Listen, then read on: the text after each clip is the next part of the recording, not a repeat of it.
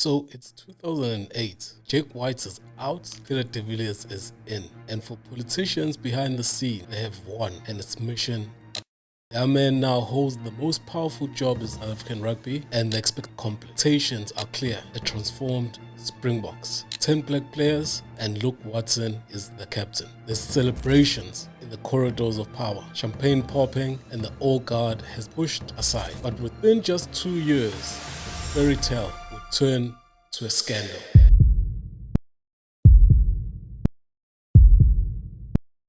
Peter de Villiers finds himself center of a sex tape controversy. Luke Watson is exiled, having been booed by his countrymen and his own fans, and now is playing in England, not for glory, but to escape. So what happened? How did the golden child of transformation become the most hated Springbok of all time and get himself exiled? Was it rugby, politics, or was it Watson himself who lit that fuse? Let's dive in.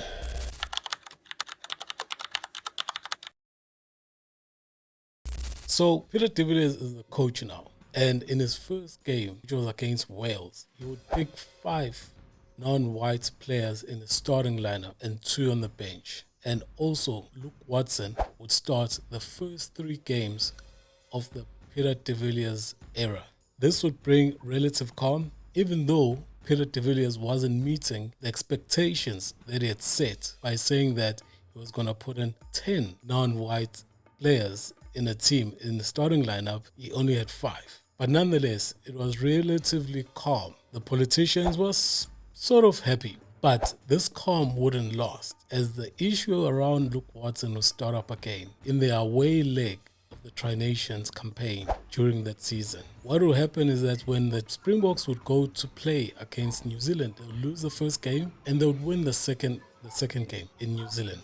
The pressure that people were concerned about in how the team was configured, as Luke wasn't really blowing out the lights, so people didn't really see why he was still getting picked, but he was on the bench for those games. And it came to a head when in New Zealand, Cheeky Watson, Luke Watson's father, had actually travelled to go and watch his son play in New Zealand. However, he had stayed in the same hotel as the Springboks, and some journalists felt that this was putting pressure on Peter de Villiers to actually pick Luke to play in those tests. And the discontent within the team was actually starting to show, because after the Dunedin win, while the team is celebrating in the change room, Luke Watson will be seen leaving the change room and actually being by himself outside the change room. And a lot of journalists took note of that. And also took note that Luke Watson would choose not to go with the rest of the team in the team bus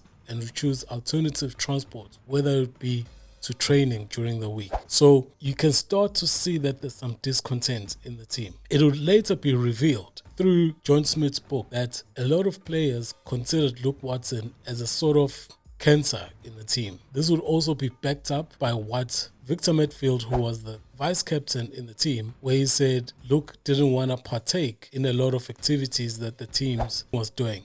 He never wanted to be part of us. This is a direct quote from Victor Matfield. Luke Watson was a cancer in the team. This is a direct quote from John Smith's book.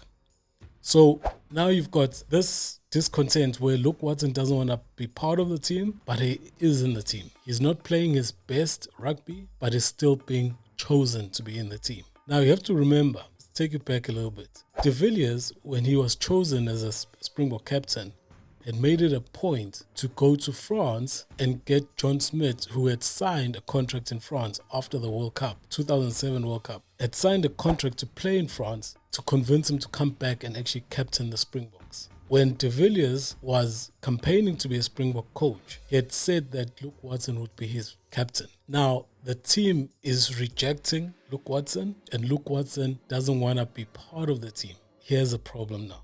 What's going to happen? Something has to give, because if the team is not together off the pitch, how can they be together on the pitch? So what will happen next would actually make it easier for de Villiers not to pick Luke Watson.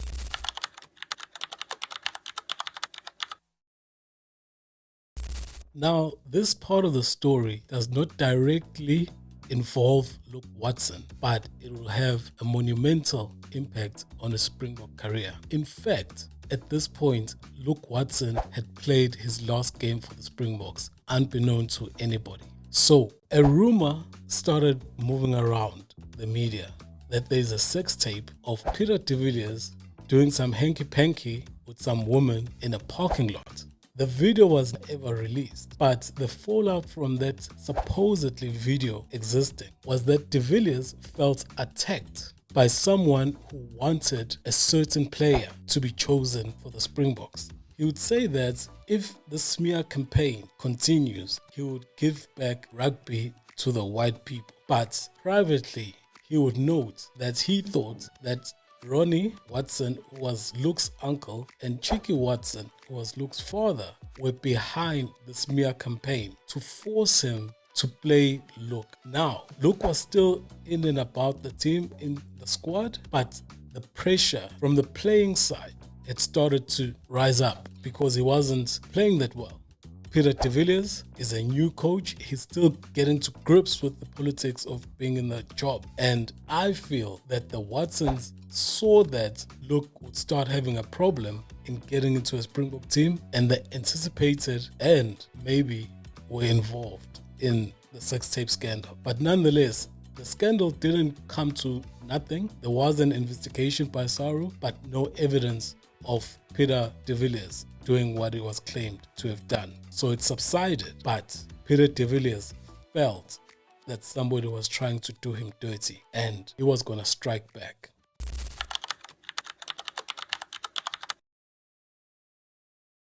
By October of 2008, Peter de Villiers is still picking Luke Watson, even though Luke Watson is not performing on the field. So he's still keeping his end of the deal by giving Luke Watson an opportunity to play and perform for the Springboks. However, there's a sex tape that has just come out and that put pressure, and he believes that it's somebody who's trying to force him to pick Luke Watson, and even though Luke Watson is not performing. But now he doesn't have concrete proof.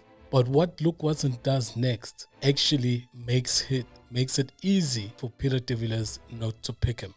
Luke Watson in October would be invited to give a speech on transformation at the Umbumbo Rugby Festival at UCT. Now, the speech itself, the transcript, there's nothing wrong with the speech talking about inclusivity and all of that stuff. What happens is that there are quotes that are attributed to the Q&A session after the speech, where it is alleged that Luke Watson had said that SA Rugby belongs to Dutchmen. And as you can know, Dutchman is a slur word for Afrikaans people in South Africa.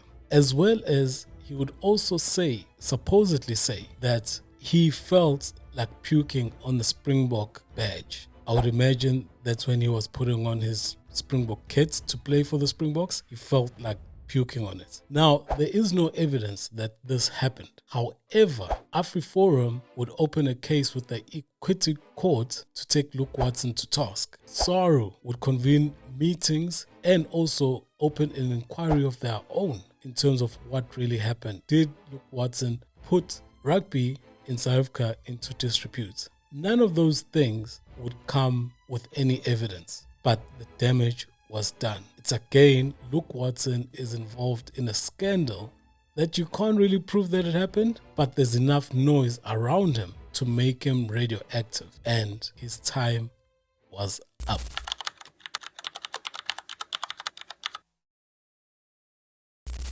At this point, there's rumors that senior Springbok players and the general squad had said that they'll boycott the end of season tour to Europe should Luke Watson be picked for the tour. However, Luke Watson would withdraw before the team is announced. So he didn't wait until the team was announced to cause another ruckus. He would withdraw from being selected for the trip. So we wouldn't see Luke Watson until the next year on the field. And it will start off with 3 games for Stormers at the beginning of the Super Rugby season in 2009, where his own fans would boo him. Of course, if you understand the makeup of South Africa, there's a lot of Afrikaans people that are based in the Western Cape. He'll be booed by his fans, but the crescendo of discontent and unhappiness with Luke Watson would spill over when he went to play against the Bulls at Loftus in March 2009. In general terms, there is that rivalry between the Stormers and the Bulls, but this match had a ticking time bomb because of what Luke Watson supposedly said when he gave the speech in Cape Town. He would recall that he heard a lot of people saying they're gonna kill him, in those words quoted.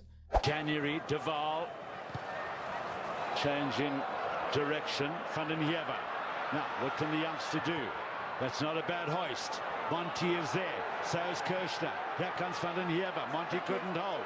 Good work by Watson. Now, this could be dangerous stuff. Van den Heever has...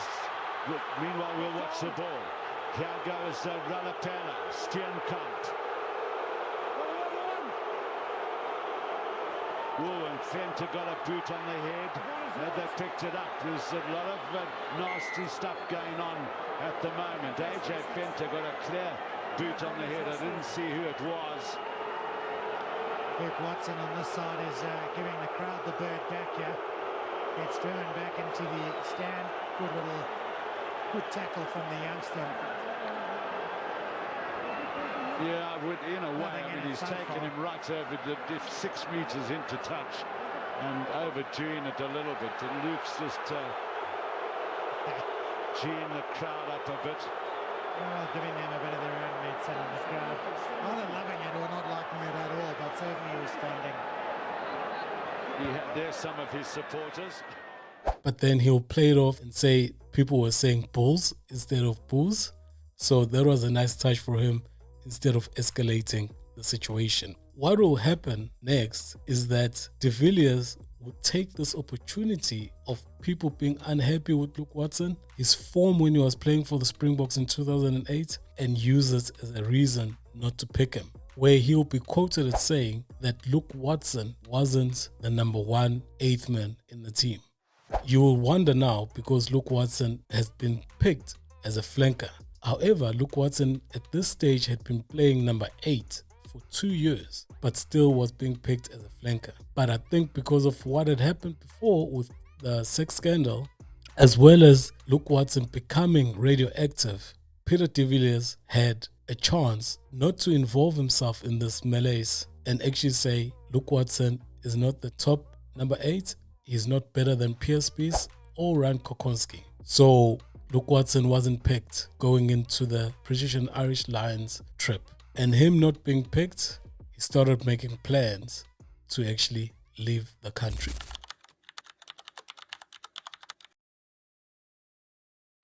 In November 2009, Luke Watson would sign with Bath Rugby in England. He'd be quoted as saying, "I'm not here for fame, I want to play rugby." At Bath, Watson would thrive. He would assist Bath into the playoffs in that season. He'll be named the captain of the team and also earned respect of the rugby public in the UK.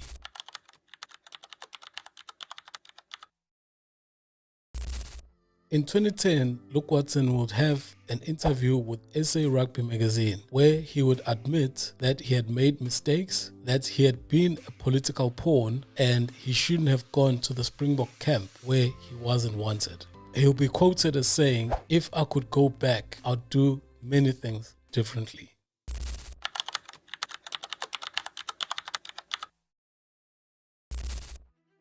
In 2010, Luke Watson would cut short his stay at Bath and return back to South Africa. He would join the Eastern Rugby Union and actually captain the Southern Kings in 2013 when they made their debut into Super Rugby. But a major concussion in 2014 would force him into early retirement. Luke Watson's career will always be complicated. He stood for something, but he also stumbled and alienated teammates, fans, and even himself. But at the end, the jersey that he vomited on gave way to a badge he found meaning in. At Bath, Watson proved he could lead, he could unite, and he could grow. He may never erase the past, but maybe he no longer needs to. This was the redemption of Luke Watson.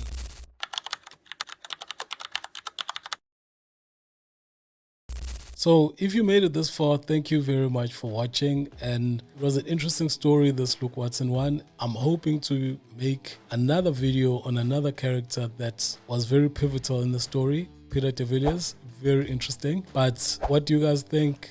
Do comment downstairs. Thank you for joining me. Thank you for watching. Like, don't forget to subscribe. It's been Tony. It's been real. I'm out.